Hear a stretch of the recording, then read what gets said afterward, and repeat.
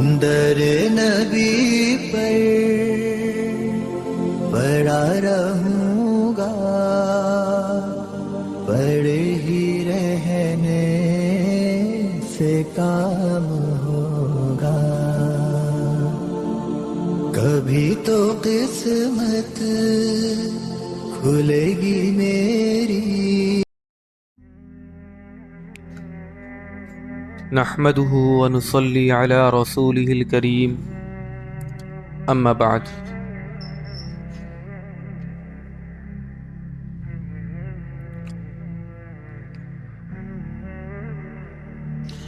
اما بعد فاعوذ باللہ من الشیطان الرجیم، بسم اللہ الرحمن الرحیم۔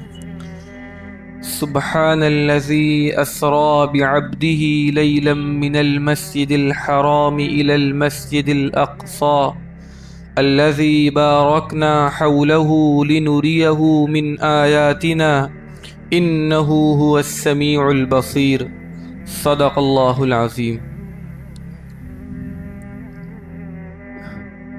میرے محترم بزرگوں، دوستوں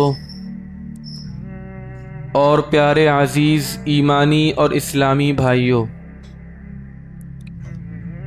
آج کی یہ مجلس سیرت نبی صلی اللہ علیہ وسلم سے متعلق ہے، اور الحمدللہ اس کی کئی ایک قسطیں ہو چکی ہیں۔ اس سے پہلے کی جو نشست تھی اس میں بات یہاں تک پہنچی تھی کہ آپ صلی اللہ علیہ وسلم کا قریش مکہ نے بائیکاٹ کیا، ہر طریقے سے بائیکاٹ کیا کہ ان سے لین دین بند، ان سے خریداری نہیں کی جائے گی، ان کے ہاتھ کوئی چیز نہیں بیچی جائے گی، ان سے رشتے نہیں کیے جائیں گے، ان کے گھروں میں نہیں جایا جائے گا جب تک یہ لوگ محمد بن عبداللہ کو ہمارے حوالے نہ کر دیں۔ اور کس لیے حوالے کرنا چاہتے تھے؟ صرف اور صرف اس لیے حوالے کرنا چاہتے تھے کہ ہم ان کا العیاذ باللہ خاتمہ کر کے اسلام کے نام و نشان کو ہمیشہ ہمیش کے لیے مٹا دیں۔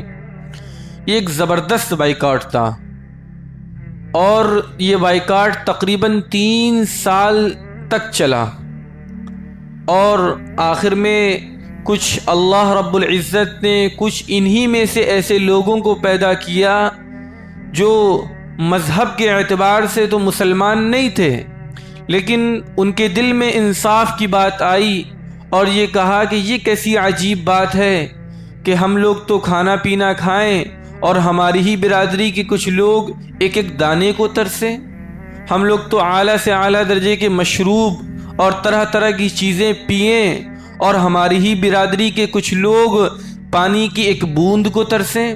تو یہ بات خود انہی کے کچھ لوگوں نے کہی، اور پھر ایک مرتبہ محمد عربی صلی اللہ علیہ وسلم نے چچا ابو طالب کو بلایا اور کہا کہ چچا جان،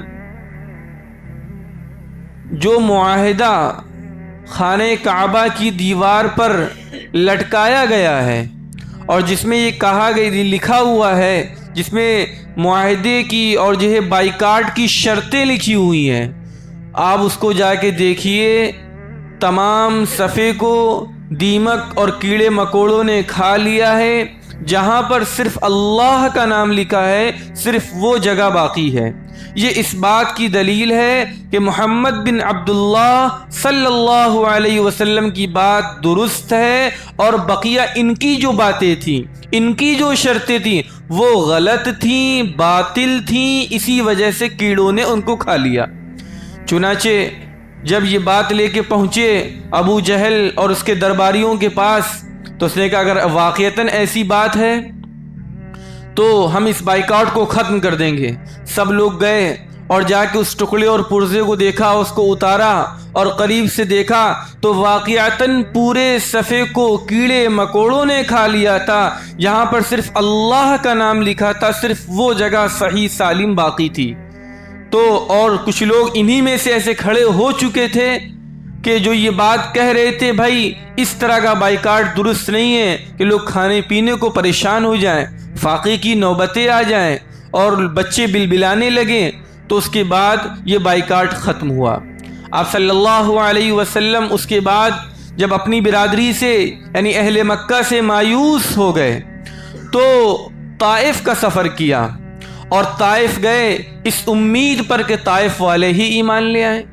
طائف کے 3 بھائی جو سردار کہے جاتے تھے، جن میں سے ایک کا نام عبد یالیل، دوسرے کا نام مسعود اور تیسرے کا نام حبیب، ان سے ملاقات ہوئی۔ ان میں سے ہر ایک نے استہزاء کیا، ٹھٹھا کیا، مذاق کیا اور طرح طرح کے جملے کسے اور کہا کہ اچھا نبوت کے لیے آپ ہی بچے تھے، العیاذ باللہ اس طریقے سے جملے کہے گئے۔ اچھا نبی نبوت اگر کسی کو ملنا تھی اور مکہ اور طائف کے اندر تو آپ کو ملنی تھی، آپ نبوت کے لائق ہیں، اس طریقے سے مذاق کے انداز میں۔ اور صرف اسی پر اکتفا نہیں کیا بلکہ اوباش اور بازاری قسم کے اور گویا کہ لوگوں کو پریشان کرنے والے جو سڑک والے لڑکے ہوتے ہیں ان کو پیچھے لگا دیا کہ صاحب ان کو پریشان کرو۔ اور حضور تھے اور حضور کے ساتھ حضرت زید بن حارثہ رضی اللہ تعالی عنہ تھے۔ پورے راستے بچوں نے اینٹیں، پتھر اور طرح طرح کی چیزیں ڈالیں جس سے آپ صلی اللہ علیہ وسلم بھی زخمی ہوئے۔ حضرت زید بن حارثہ رضی اللہ تعالی عنہ کا سر مبارک بھی زخمی ہوا اور بدن کے کئی حصوں سے خون ان کے نکلا، اور جو جوتے تھے، چپل کہیں یا اس کو کچھ بھی کہیں، اس زمانے کے لحاظ سے وہ خون سے بھر گئے تھے۔ واپس ہو گئے۔ اب مکہ والوں نے نکالا، اس امید پہ نکلے کہ شاید طائف والے ایمان لے آئیں، وہاں کچھ شکلیں بن جائیں۔ اب واپس ہو رہے ہیں اور یہ چیزیں ہو رہی ہیں کہ مکہ والے کیا کہیں گے، کس طریقے سے باتیں ہوں گی۔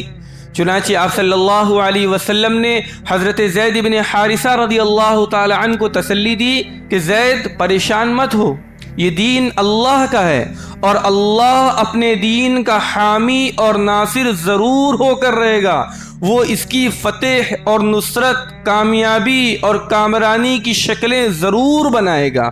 چنانچہ وہ لوگ جو دشمن تھے، بیچ میں بات آئی کہ ان کے باغ میں رکے، اور جو ہے وہ شخص جو مذہب کے اعتبار سے کرسچن اور عیسائی اور نصرانی تھا وہ ایمان لے آیا۔ اس طریقے سے آپ صلی اللہ علیہ وسلم طائف سے واپس ہوئے۔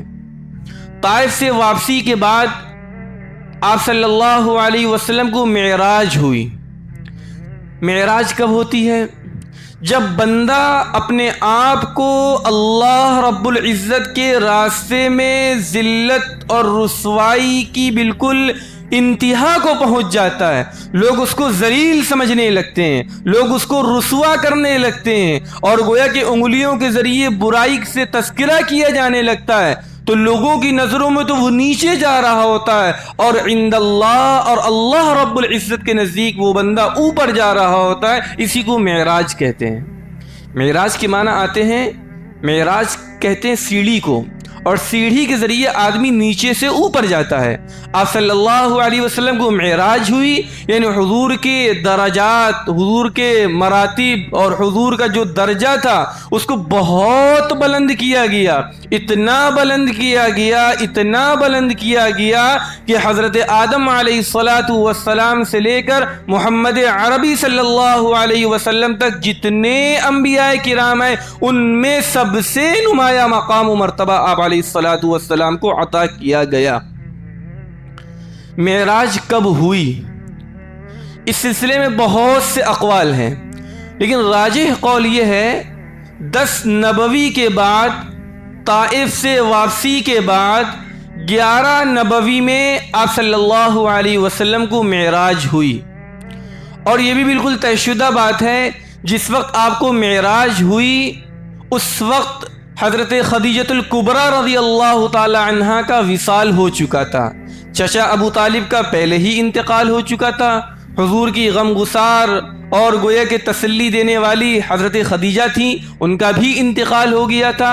حضور تنہا رہتے تھے، کوئی تسلی دینے والا نہیں تھا، بچپن میں تھے، اس دنیا میں ظہور نہیں ہوا تھا، ظہور جسمانی نہیں ہوا تھا، اس وقت والد کا انتقال ہو گیا تھا، اور جب کچھ آگے بڑھے تو دادا کا انتقال ہو گیا تھا، جب کچھ اور آگے بڑھے تو چچا کا انتقال ہو گیا تھا، جب کچھ اور آگے بڑھے تو آپ کی چہیتی حضرت خدیجہ کا انتقال ہو گیا تھا۔ تو راجح قول کے مطابق طائف سے واپسی کے بعد 11 نبوی یعنی نبوت ملنے کے 11ویں سال آپ کو معراج ہوئی۔ اب سوال پیدا ہوتا ہے کہ کس مہینے میں معراج ہوئی؟ اس سلسلے میں کئی قول ہیں۔ بعض حضرات کہتے ہیں ربیع الاول میں، بعض کہتے ہیں ربیع الاخر میں، بعض کہتے ہیں رجب میں، بعض کہتے ہیں شعبان میں، اور بعض کہتے ہیں شوال میں۔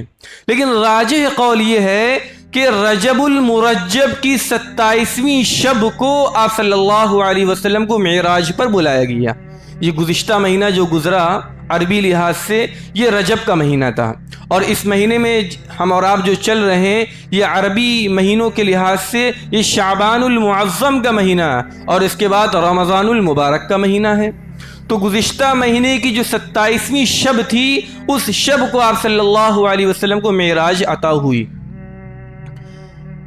معراج کس طریقے سے عطا ہوئی؟ آپ صلی اللہ علیہ وسلم حضرت ام ہانی رضی اللہ تعالی عنہا کے گھر میں آرام فرما رہے تھے۔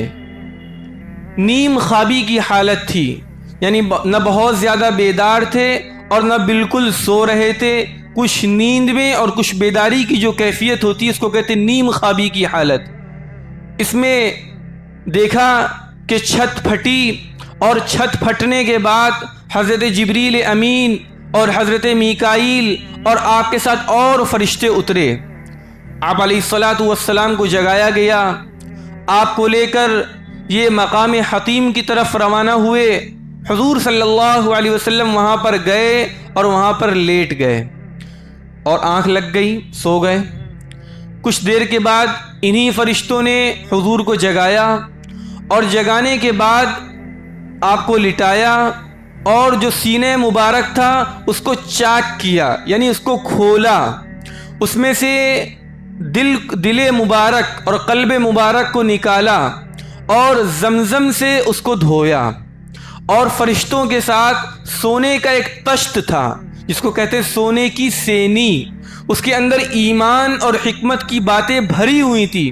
اس سونے کے تشت کو جو ایمان اور حکمت سے لبریز تھا فرشتے نے حضور کے سینے میں داخل کیا، اور داخل کرنے کے بعد جو دل مصفہ مجلہ اور مزکہ انتہائی صاف اور شفاف پہلے سے تھا اور زیادہ اس کو پیوریفائی کیا گیا، اس کے بعد اس کو اس کی جگہ پر رکھنے کے بعد سینے مبارک کو سی دیا گیا، یعنی برابر کر دیا گیا۔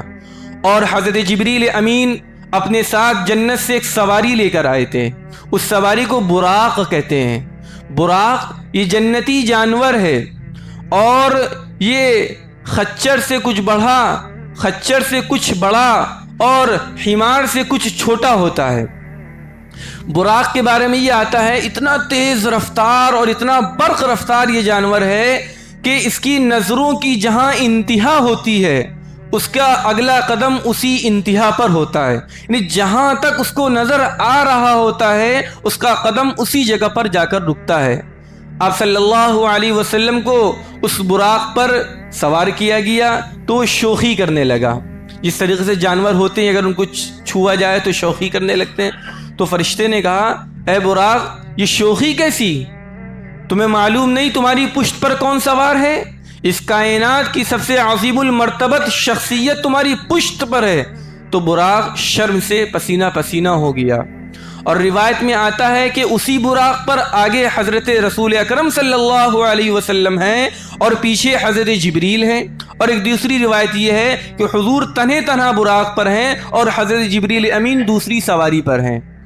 چنانچہ آپ صلی اللہ علیہ وسلم وہاں سے روانہ ہوئے، مسجد حرام سے نکلے، مسجد اقصی پہنچے، بیت المقدس پہنچے، اور راستے کے اندر بہت سی چیزوں سے گزر ہوا۔ چنانچہ حضرت شداد بن اوس رضی اللہ تعالی عنہ ایک صحابی ہیں، ان کی ایک روایت ہے کہ آپ صلی اللہ علیہ وسلم نے بیان کیا کہ راستے میں ایسی زمین پر گزرا جس میں کھجور کے درخت کثرت سے تھے۔ حضرت جبریل امین نے کہا کہ آپ یہاں پر اتر کر نفل نماز پڑھ لیجئے۔ حضور فرماتے ہیں کہ میں اترا، میں نے 2 گانا ادا کیا۔ پھر حضرت جبریل امین نے پوچھا آپ کو معلوم ہے یہ کون سی جگہ ہے؟ حضور نے فرمایا مجھے نہیں معلوم۔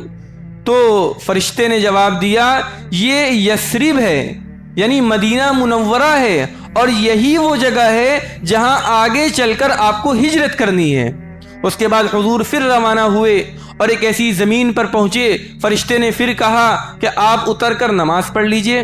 حضور اترے اور حضور نے 2 گانا ادا کیا۔ پھر فرشتے نے معلوم کیا آپ کو معلوم ہے یہ کون سی جگہ ہے؟ حضور نے لا علمی کا اظہار کیا اور کہا مجھے نہیں معلوم ہے۔ حضرت جبریل امین نے بتایا کہ یہ وادی سینا اور شجرہ موسیٰ کے پاس کی زمین ہے، یعنی جس جگہ اللہ رب العزت نے حضرت موسیٰ علیہ السلام سے گفتگو فرمائی تھی، جو درخت تھا، جو وادی تھی، وادی سینا، یہ وہاں پر آپ نے 2 گانا ادا کیا ہے۔ اس کے بعد حضور روانہ ہوئے، ایک اور نئی زمین پر پہنچے۔ فرشتے نے کہا کہ آپ یہاں پر بھی اتر کر نماز پڑھ لیجئے۔ حضور اکرم صلی اللہ علیہ وسلم اترے اور حضور نے 2 گانا ادا کیا۔ پھر فرشتے نے معلوم کیا آپ کو معلوم ہے آپ نے کس جگہ نماز پڑھی؟ حضور نے پھر لا علمی کا اظہار کیا۔ پھر فرشتے نے کہا یہ مدین ہے، یہ بستی مدین کہلاتی ہے، یعنی وہ جگہ ہے جہاں حضرت شعیب علیہ السلام کا ٹھکانہ تھا، آپ کی رہائش تھی۔ اس کے بعد پھر آپ روانہ ہوئے، اور جب روانہ ہوئے پھر ایک نئی جگہ پر پہنچے تو فرشتے نے پھر کہا آپ اتر کر یہاں پر بھی نماز پڑھ لیجئے۔ حضور اکرم صلی اللہ علیہ وسلم اترے، آپ نے نماز ادا کی۔ پھر فرشتے نے معلوم کیا آپ کو معلوم ہے یہ کون سی جگہ ہے؟ حضور صلی اللہ علیہ وسلم نے فرمایا مجھے نہیں معلوم ہے۔ فرشتے نے کہا یہ بیت لحم ہے۔ بیت لحم یعنی وہ جگہ جہاں پر حضرت عیسیٰ علیہ السلام کی ولادت ہوئی۔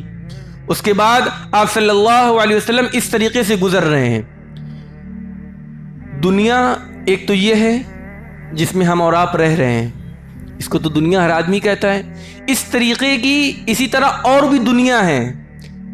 ایک دنیا تو یہ ہے عالم دنیا جو ہم اور آپ دیکھ رہے ہیں، ایک ہے عالم آخرت، یعنی جب قیامت ہو جائے گی اور جنتی جنت میں، جہنمی جہنم، ایک وہ دنیا ہوگی، وہ بھی ایک اپنی دنیا ہے۔ ایک اسی طریقے سے مرنے کے بعد سے لے کر اور قیامت کے قائم ہونے سے پہلے تک کا جو زمانہ ہے، ہمارے دادا کا انتقال ایک زمانے میں ہو گیا، 2000 میں ہو گیا، اور ابھی قیامت نہیں آئی ہے، تو یہ جو پیریڈ چل رہا ہے آدمی کے انتقال کے بعد سے لے کر قیامت سے پہلے تک کا پیریڈ، یہ بھی ایک مستقل دنیا ہے۔ اس کو عالم برزخ کہتے ہیں، اس کو عالم برزخ کہتے ہیں۔ ہمارا عقیدہ ہے جو لوگ انتقال کر جاتے ہیں ان کے جیسے اعمال ہوتے ہیں ان کا ساتھ ویسے ہی سلوک کیا جاتا ہے۔ چنانچہ جو بندہ نیک ہوتا ہے جنت کی کھڑکیاں کھول دی جاتی ہیں، اور جو بد، فاسق اور فاجر ہوتا ہے تو عذاب کی شکلیں اس کے لیے پیدا کر دی جاتی ہیں۔ تو برزخ کے اندر نعمت بھی ہے، راحت بھی ہے، زحمت بھی ہے، کلفت بھی ہے، مصیبت بھی ہے۔ اب بندے کے جیسے اعمال ہوں گے بندے کے ساتھ ویسا معاملہ ہوگا۔ چنانچہ اسی سفر کے اندر آپ کو عالم مثال اور عالم برزخ میں لے جایا گیا۔ چنانچہ آپ صلی اللہ علیہ وسلم براق پر جا رہے تھے، براق پر سوار تھے، راستے میں ایک بڑھیا کے پاس سے گزر ہوا۔ اس بڑھیا نے آواز دی اور بلانے کی کوشش کی تو حضرت جبریل امین ساتھ میں تھے، فرمایا کہ اے پیغمبر آپ توجہ مت دیجیے، چلتے رہیے۔ آپ صلی اللہ علیہ وسلم آگے بڑھے تو دیکھا ایک بوڑھا شخص ہے، وہ بھی اپنی طرف بلانے کی کوشش کر رہا ہے۔ پھر فرشتے نے کہا کہ اے پیغمبر آپ اس کی طرف بھی توجہ مت دیجیے، آپ کنٹینیو رہیے، پڑھتے رہیے۔ چنانچہ اور آپ آگے بڑھے تو دیکھا 3 لوگوں کی ایک جماعت ہے اور انہوں نے کہا سلام پیش کیا۔ ایک نے کہا السلام علیک یا اول، دوسرے نے کہا السلام علیک یا آخر، اور تیسرے نے کہا السلام علیک یا حاشر۔ تو حضرت جبریل امین نے کہا کہ آپ ان کے سلاموں کا جواب دے دیجئے، اور پھر بتلایا وہ جو بوڑھی عورت تھی جو آپ کو اپنی طرف متوجہ کر رہی تھی وہ دنیا تھی، وہ دنیا تھی۔ دنیا کا بوڑھی عورت سے کیا تعلق؟ اور واضح کیا جس طریقے سے اس بوڑھی عورت کی زندگی بہت معمولی سی باقی ہے، اس کے بعد یہ ختم ہو جائے گی، یوں سمجھا جائے کہ دنیا کی زندگی بھی اتنی ہی معمولی ہے جتنی اس بوڑھی عورت کی زندگی ہے۔ یہ تشبیہ تھی، اس طریقے سے سمجھایا گیا۔ اس کے بعد کہا کہ جو بوڑھا شخص آپ کو اپنی طرف متوجہ کر رہا تھا وہ شیطان تھا، وہ آپ کو اپنی طرف متوجہ کر کے اپنے میں لگانا چاہتا تھا، اس وجہ سے منع کیا گیا، آپ ان دونوں کی طرف متوجہ مت ہوئیے۔ اور جن لوگوں نے آپ سے سوال کی، سلام کیا، السلام علیکم یا اول یا آخر یا حاشر، یہ انبیاء کرام تھے۔ چنانچہ ان میں سے ایک حضرت ابراہیم تھے، ایک حضرت عیسیٰ تھے، اور ایک حضرت ابراہیم علیہم الصلوات والتسلیم تھے۔ چنانچہ اور آگے گزرے تو دیکھا کہ حضرت موسیٰ علیہ الصلوۃ والسلام ایک قبر کے پاس کھڑے ہو کر نماز پڑھ رہے ہیں۔ اسی طریقے سے اور آگے گزرے، راستے میں حضور کا گزر دجال کے پاس سے بھی ہوا، حضور کا گزر جہنم کا جو دروغہ ہے جس کا نام رضوان، جس کا نام مالک ہے، اس کے پاس سے بھی گزر ہوا۔ اور آگے بڑھے تو کچھ چیزیں عالم برزخ اور عالم مثال، وہی عالم جس کا بھی آپ کے سامنے ذکر کیا گیا، اس کی کچھ چیزیں آپ کو دکھائی گئیں۔ چنانچہ راستے میں آپ گزرے کہ دیکھا ایک قوم ہے، اس کے ناخن تانبے کے اور پیتل کے ہیں، وہ تانبے کے ناخنوں سے اپنے چہروں کو اور اپنے سینوں کو نوچ رہے ہیں، وہ لوگ، وہ قوم اپنے آپ کو نوچ رہی ہے۔ تو حضور نے معلوم کیا، اے جبرائیل یہ کیا ماجرا ہے، یہ کیسے لوگ ہیں، یہ کیوں کر رہے ہیں، اس کی سزا کس وجہ سے ان کو دی جا رہی ہے؟ حضرت جبریل علیہ الصلوۃ والسلام نے فرمایا، اے پیغمبر یہ وہ لوگ ہیں جو دنیا میں دوسروں کا گوشت کھاتے تھے، یعنی دوسروں کی غیبت کیا کرتے تھے، تو ان کو یہ سزا مل رہی ہے کہ اپنے ناخنوں سے اپنے چہروں کو اور اپنے سینوں کو چھیل رہے ہیں اور نوچ رہے ہیں۔ آگے بڑھے، آپ کا گزر ایک ایسی قوم پر ہوا جو ایک ہی دن کے اندر تخم ریزی بھی کر لیتی ہے، بیج بھی بوتی ہے، اور کھیتی بھی تیار ہو جاتی ہے، کھیتی کو کاٹ بھی لیتی ہے، اور وہ کھیتی پھر پہلے کی طرح ہو جاتی ہے۔ حضور نے معلوم کیا، جبرائیل یہ کیا ماجرا ہے، یہ کون لوگ ہیں؟ حضرت جبریل امین نے بتایا، یہ مجاہدین فی سبیل اللہ ہیں، یہ وہ لوگ ہیں جو اللہ کی راہ میں جہاد کا فریضہ انجام دیتے تھے۔ یہ ان کی نیکی، ایک نیکی ان کی 700 نیکیوں کے برابر ہے، اور ان کے اوقات میں اتنی برکت ہوتی ہے کہ یہ ایک ہی دن میں بیج ڈالتے بھی ہیں، بیج اندر بھی چلا جاتا ہے، کھیتی پک کے تیار بھی ہو جاتی ہے، کھیتی کو کاٹ بھی لیتے ہیں، زمین پھر پہلے کی طرح ہو جاتی ہے، اور ان کو اللہ رب العزت بہترین بدل عطا فرماتے ہیں۔ اس کے بعد اور آگے بڑھے، اور آپ کا گزر ایک ایسی قوم سے ہوا، ایک ایسی قوم کے پاس سے آپ کا گزر ہوا جن کے سر پتھروں سے کچلے جا رہے تھے، کچلنے کے بعد وہ سر پھر پہلے کی طرح ہو جاتا۔ ایک تو چیز یہ ہوتی کہ سر کو کچلا، اب ویسے ہی بنا ہوا ہے، ایک یہ ہوئی کہ سر کچلا، اس کے بعد پھر آٹومیٹکلی پھر پہلے کی طرح ہو گیا، پھر کچلا جا رہا ہے، پھر پہلے کی طرح ہوا جا رہا ہے۔ تو حضور نے معلوم کیا، اے جبرائیل یہ کیا ماجرا ہے؟ حضرت جبریل امین نے بتایا، یہ وہ لوگ ہیں جو فرض نماز میں کاہلی کرتے ہیں، ان کو اس طریقے سے سزا دی جا رہی ہے۔ پھر اور آگے بڑھے، حضور کا گزر ایک ایسی قوم کے پاس سے ہوا جن کی شرمگاہ پر آگے اور پیچھے چیتھڑے لپٹے ہوئے تھے، شرمگاہ کے آگے کے حصے میں اور پیچھے کے حصے میں چیتھڑے لپٹے ہوئے تھے، اور اونٹ اور بیل کی طرح چر رہے تھے، اور جو جہنمیوں کی جو غذا ہے، زری اور زقوم، کانٹے اور پتھر، ان کو کھا رہے تھے۔ آپ نے پوچھا یہ کون لوگ ہیں؟ حضرت جبریل امین نے بتایا، یہ وہ لوگ ہیں جو اپنے مالوں کی زکوٰۃ ادا نہیں کرتے۔ پھر آپ آگے بڑھے، اور آپ کا گزر ایک ایسی قوم کے پاس سے ہوا جن کے سامنے ایک ہانڈی ہے، اس میں عمدہ قسم کا گوشت ہے، اور ایک دوسری ہانڈی ہے، اس میں خراب، گلا اور سڑے قسم کا گوشت ہے، اور آدمی اچھی والی ہانڈی سے نہیں کھا رہا ہے، بلکہ جو خراب ہانڈی ہے اس میں سے نکال کر کھا رہا ہے۔ حضور نے معلوم کیا، اے جبریل یہ کیا ماجرا ہے؟ آپ حضرت جبریل امین نے بتایا، یہ وہ شخص ہے جس کے پاس نیک بیوی اور پاکیزہ حلال عورت ہے، لیکن وہ اس سے لطف اندوز نہیں ہو رہا ہے، بلکہ اپنی رات کسی زانیہ، فاسقہ، فاجرہ عورت کے پاس گزارتا ہے۔ یہ وہ شخص ہے، یا یہ فرمایا یہ وہ عورت ہے جس کے پاس پاکیزہ مرد ہے اور پاکیزہ شوہر ہے، اور وہ اپنے شوہر کو چھوڑ کر رات کسی اور شخص زانی اور فاجر اور بدکار کے پاس گزارتی ہے، اور صبح کے وقت اپنے گھر واپس پاس آتی ہے، یہ ان لوگوں کی سزا ہے کہ اچھے گوشت کو استعمال نہیں کر رہے، پاکیزہ کو استعمال نہیں کر رہے، گلے اور سڑے قسم کے گوشت کو استعمال کر رہے ہیں۔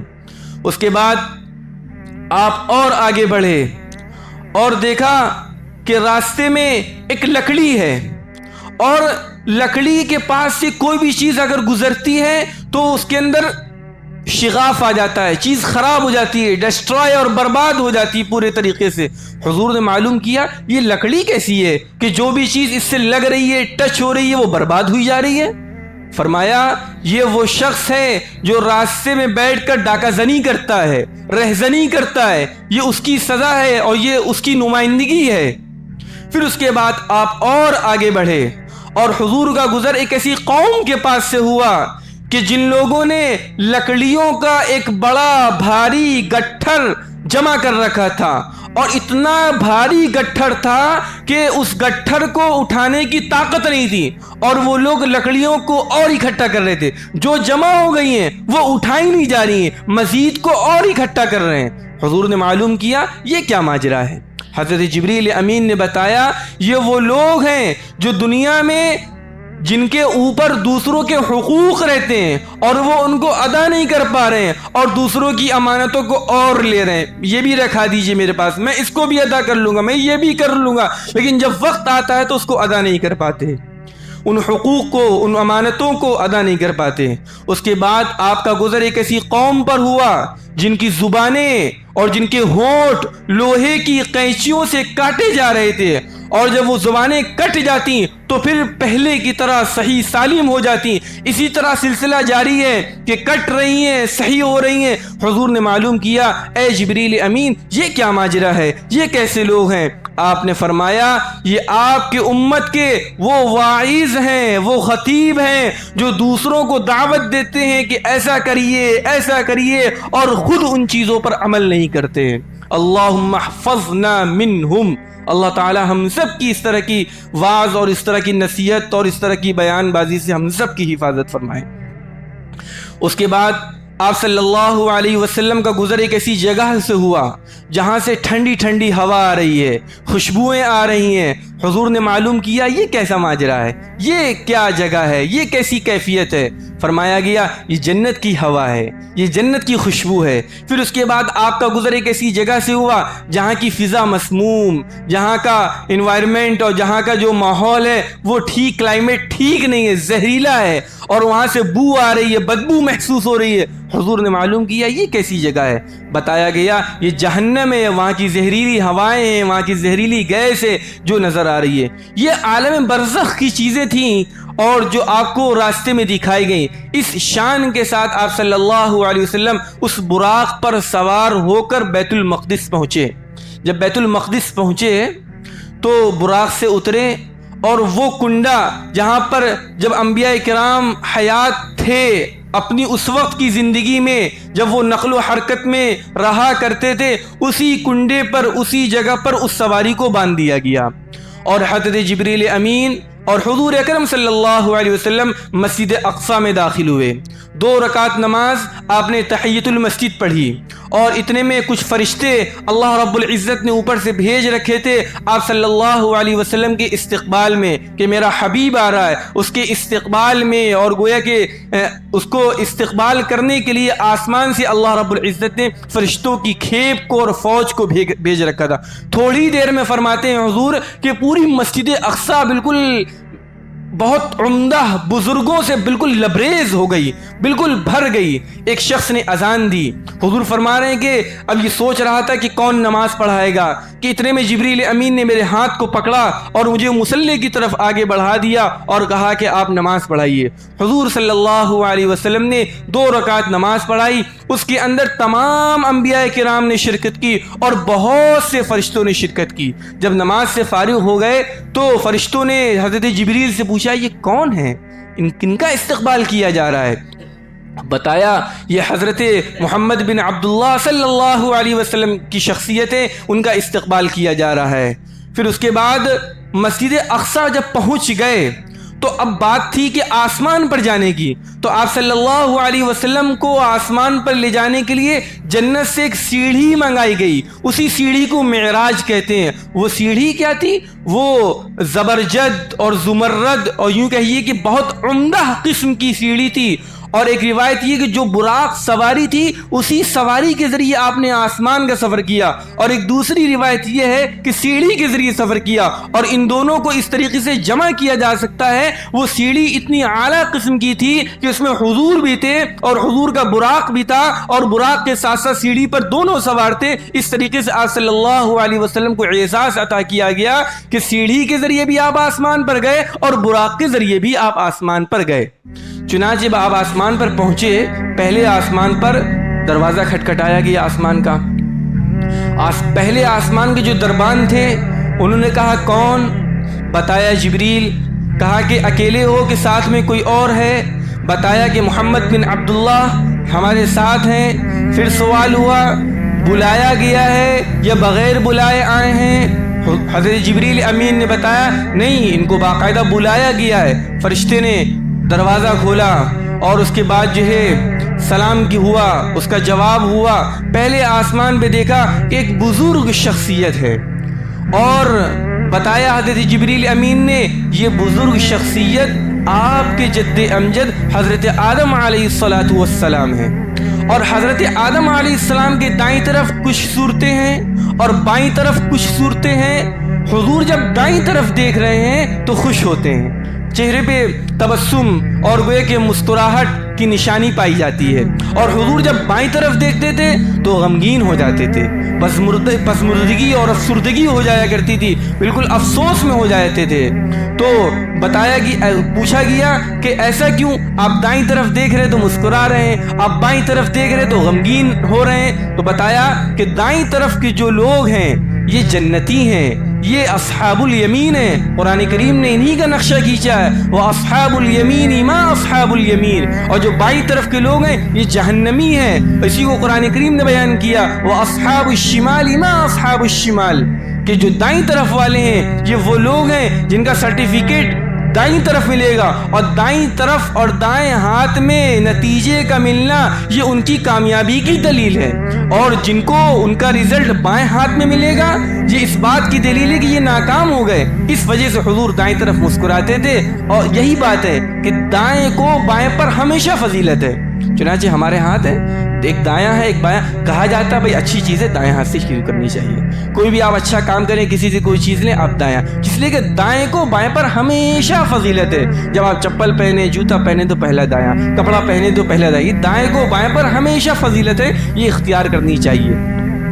اس کے بعد آپ صلی اللہ علیہ وسلم کو دوسرے آسمان پر لے جایا گیا، وہاں پر بھی اسی طریقے سے دروازہ نوک کیا گیا، سوالات ہوئے، جوابات ہوئے، اور پہلے آسمان پر بھی جو ہے دعائیں ہوئیں۔ حضرت آدم نے حضور اکرم صلی اللہ علیہ وسلم کو دعا دی، مرحبا مرحبا، آپ کا استقبال ہے، موسٹ ویلکم، اور اس طریقے کے جو عربی کے جو دعائیہ جملے تھے ان کا تبادلہ ہوا۔ اس کے بعد حضور صلی اللہ علیہ وسلم دوسرے آسمان پر تشریف لے گئے، اور وہاں پر حضرت عیسیٰ علیہ السلام اور حضرت یحییٰ علیہ السلام سے ملاقات ہوئی۔ ان دونوں سے، یہ دونوں ایک آسمان پر ہیں۔ اب کسی کے ذہن میں سوال ہو سکتا ہے کہ دو ایک آسمان پر کیوں ہیں؟ ہر آسمان پر جو بھی نبی ہے اور جس سے بھی ملاقات ہو رہی ہے اس کے اندر بے شمار حکمتیں ہیں، انشاءاللہ وہ آئندہ آئیں گی۔ اور ابھی تو یہ بات واضح رہے کہ حضرت عیسیٰ اور حضرت یحییٰ یہ دونوں خالہ زاد بھائی ہیں، نبی بھی ہیں اور خالہ زاد بھائی بھی ہیں، رشتہ نبوت کا بھی ہے، رشتہ اخوت کا بھی ہے، اس وجہ سے دونوں ہمراہ ہیں اور ہم ساتھ ہیں۔ یہاں ملاقات ہوئی، سلام جواب اور دعا کے بعد حضور صلی اللہ علیہ وسلم کو تیسرے آسمان پر لے جایا گیا۔ وہاں پر حضرت یوسف علیہ السلام سے ملاقات ہوئی اور بتایا گیا کہ اللہ نے حضرت یوسف کو حسن و جمال کا ایک بڑا حصہ عطا فرمایا تھا، یہ امت کے بڑے حسین و جمیل پیغمبر ہیں۔ اس کے بعد حضور کو چوتھے آسمان پر لے جایا گیا، چوتھے آسمان پر حضرت ادریس علیہ السلام سے ملاقات ہوئی۔ اس کے بعد آپ کو پانچویں آسمان پر لے جایا گیا، وہاں پر حضرت ہارون علیہ السلام سے ملاقات ہوئی۔ اس کے بعد آپ کو چھٹے آسمان پر لے جایا گیا، وہاں پر حضرت موسیٰ علیہ السلام سے ملاقات ہوئی۔ اس کے بعد آپ کو ساتویں آسمان پر لے جایا گیا، وہاں پر دیکھا کہ حضرت ابراہیم علیہ السلام بیت معمور سے ٹیک لگائے ہوئے ہیں، قرآن کریم نے سورہ طور کے اندر بڑی وضاحت کی ہے، وَالطُّورُ وَكِتَابٍ مَّسْطُورٍ فِي رَقٍّ مَّنشُورٍ وَالْبَيْتِ الْمَعْمُورِ۔ بیت معمور سے ٹیک لگا کے کون بیٹھے ہیں؟ حضرت ابراہیم علیہ السلام بیٹھے ہیں۔ بیت معمور کیا چیز ہے؟ بیت معمور کی جو سیدھائی ہے، یوں سمجھیے کہ اگر بیت معمور کو آسمان سے چھوڑا جائے تو کہاں پر آ کے گرے گا؟ کہاں پر آ کے رکے گا؟ ٹھیک خانہ کعبہ کی چھت پر آ کر گرے گا۔ خانہ کعبہ جہاں پر بنا ہے، جو چوکور عمارت ہے، اس کی بالکل سیدھ میں 7ویں آسمان پر بیت معمور ہے۔ جس طریقے سے ہم انسانوں کا قبلہ خانہ کعبہ ہے، ہم اس کی طرف رخ کر کے نماز پڑھتے ہیں، اسی طریقے سے فرشتوں کا قبلہ بیت معمور ہے۔ اور اس بیت معمور کی خصوصیت یہ ہے، روزانہ 70,000 فرشتے اس بیت معمور کا طواف کرتے ہیں، اور ایک مرتبہ جس کا نمبر آ جاتا ہے تو قیامت تک کبھی دوبارہ اس کا نمبر نہیں آتا۔ یہ بیت معمور ہے، اور وہاں پر سونے کے پتنگے اور پروانے، طرح طرح کی نعمتیں اللہ رب العزت کی دیکھی۔ اس کے بعد آپ کو سدرۃ المنتہا لے جایا گیا۔ سدرہ کے معنی آتے ہیں بیری کا درخت، منتہا کے معنی اینڈ، بالکل انتہا۔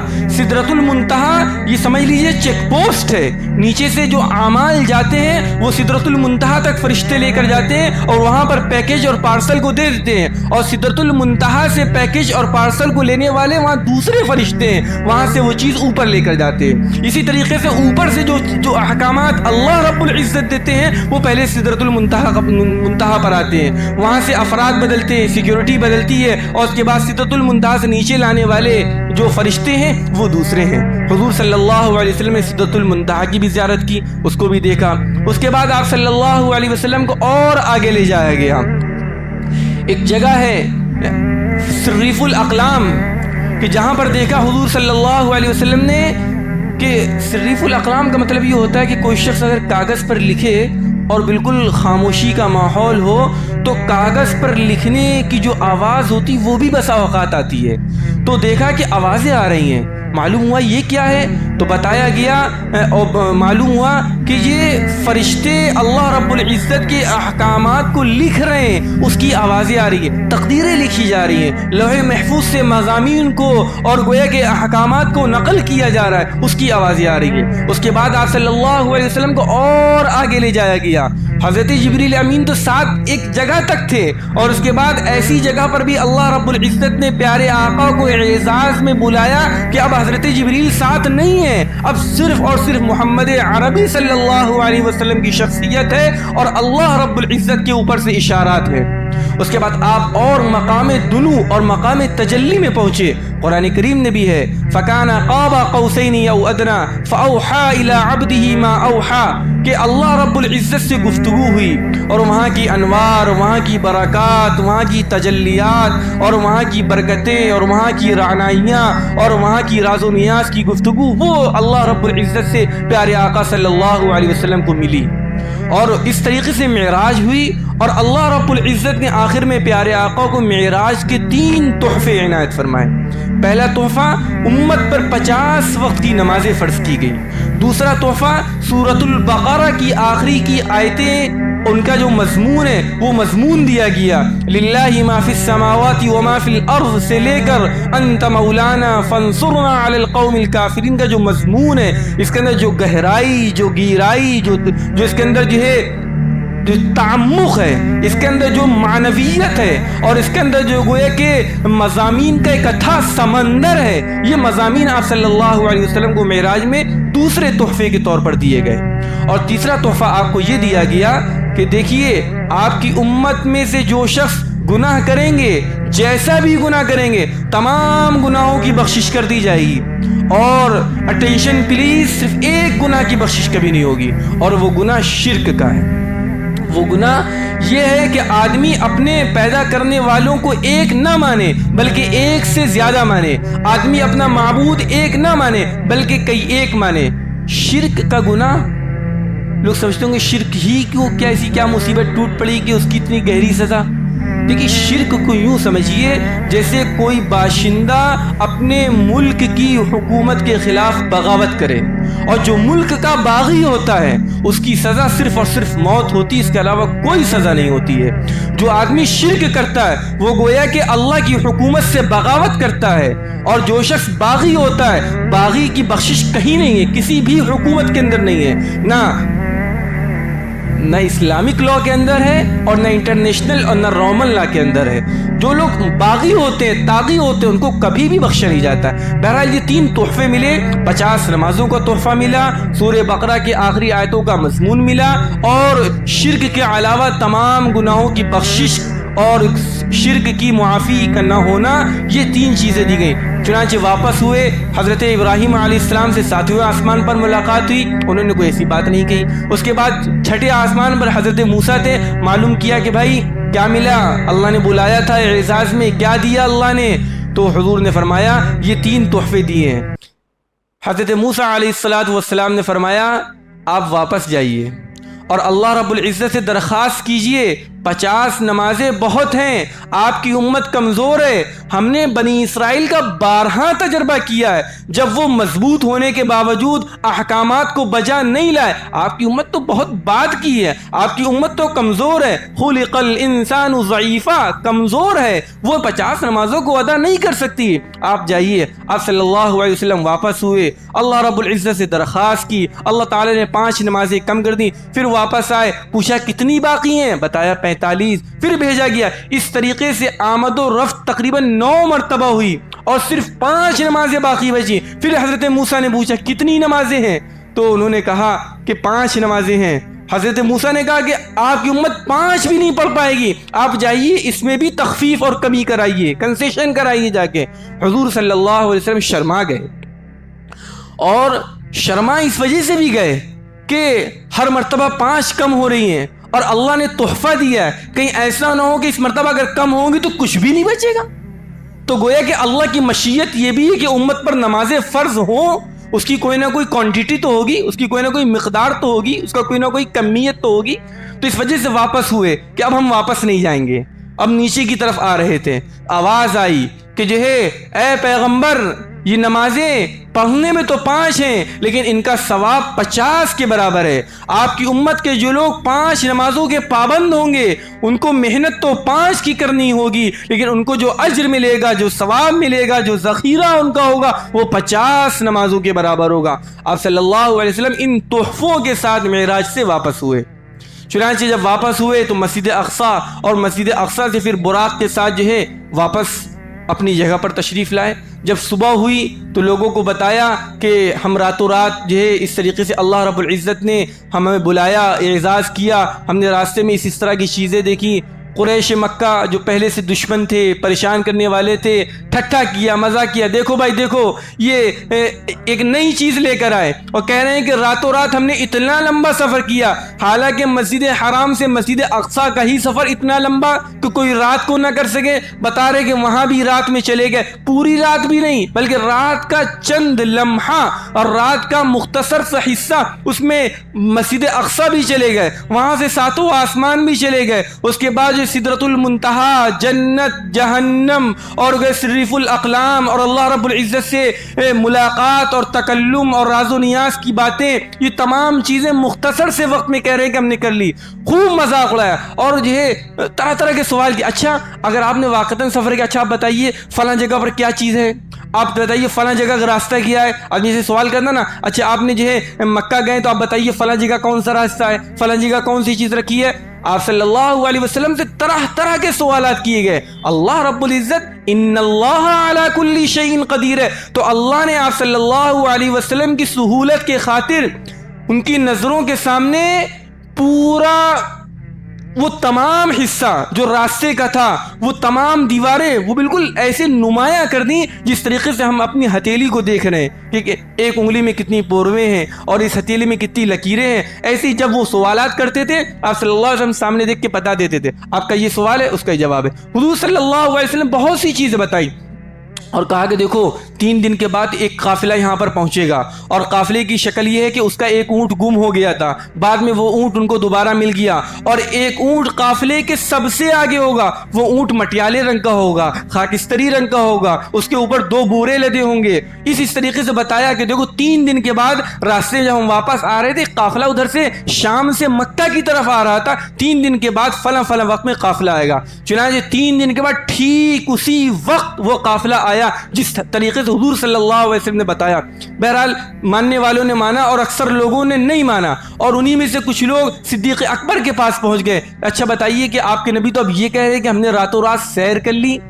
تو حضرت ابو بکر بن ابی قحافہ رضی اللہ تعالی عنہ نے معلوم کیا کیا واقعتاً حضور نے یہ کہا ہے کہ ہم راتوں رات ہو آئیں؟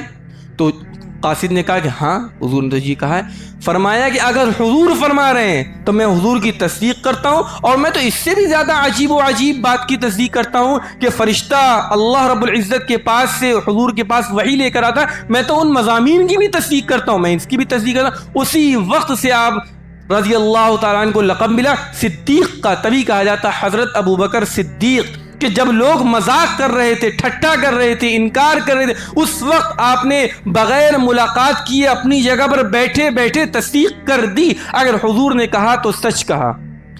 معراج کے 2 حصے ہیں، ایک حصہ وہ ہے جو مسجد حرام سے مسجد اقصی کا ہے، اس کو اسراء کہتے ہیں۔ اسراء عربی کا لفظ ہے، اس کے معنی ہے اسرا یسری، اسران کے معنی ہے رات میں چلنا۔ قرآن کریم نے اسی کو ذکر کیا، سبحان الذی اسرا، پاک ہے وہ ذات جو اپنے بندوں کو راتوں رات اور رات کے ایک حصے میں لے گئی مسجد حرام سے مسجد اقصی۔ اور دوسرا سفر کا وہ حصہ ہے جو مسجد اقصی سے آسمانوں تک کا ہوا ہے۔ قرآن کریم نے اجمالی تذکرہ کیا ہے، اور مسجد حرام سے مسجد اقصی تک کا تذکرہ کیا ہے، اور مسجد اقصی سے 7 آسمان کا تذکرہ یہ احادیث مبارکہ کے اندر ہے۔ اگر کوئی شخص اس سفر کا انکار کر دے، یعنی مسجد حرام سے مسجد اقصی تک کے سفر کا انکار کر دے اور یہ کہہ دے کہ میں اس معراج کو نہیں مانتا، میں نہیں سمجھتا کہ ایسا ہوا ہوگا کہ ایک آدمی آسمان پر چلا گیا، کیا آسمان پھٹ سکتا ہے؟ اگر کوئی اس زمانے کے فلسفے کو سامنے رکھتے ہوئے یہ باتیں کہتا ہے، وہ شخص دائرہ اسلام سے خارج ہو جاتا ہے۔ یہ جہاں پر ایک طرف حضور کا معجزہ ہے، وہیں پر ہمارا عقیدہ ہے آپ صلی اللہ علیہ وسلم کو معراج ہوئی، اور معراج کی یہ شان اور یہ کیفیت ہے۔ اللہ تعالی ہم سب کو ان تحفوں کی قدر کی توفیق نصیب فرمائے، آمین وآخر دعوانا الحمدللہ رب العالمین۔ مفتی حفظ الرحمان قاسمی کے چینل کو سبسکرائب کیجیے۔ مفتی حفظ الرحمان قاسمی کے چینل کو سبسکرائب کیجیے۔